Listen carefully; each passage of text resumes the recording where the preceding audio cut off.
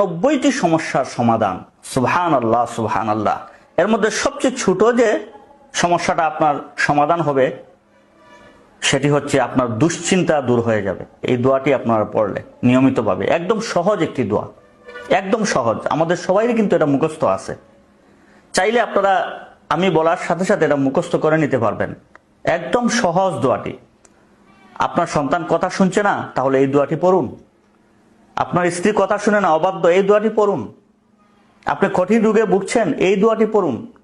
আপনার সংসারে অভাব অনটন, সচ্ছলতা চাচ্ছেন, এই দোয়াটি পড়ুন। আপনি এমন কঠিন কঠিন রোগে ভুগছেন, এই দোয়াটি পড়ুন। ভাইরা আমার, 99টি সমস্যার সমাধান আল্লাহ পাক রব্বুল আলামিন আপনাকে করে দিবেন, শুধুমাত্র এই দোয়াটি যদি আমরা পড়ি। আজকে আপনাদেরকে শিখিয়ে দিব দোয়াটি। দেখেন, লা হাওলা ওয়ালা কুওয়াতা ইল্লা বিল্লাহ, একদম সহজ একটি দোয়া।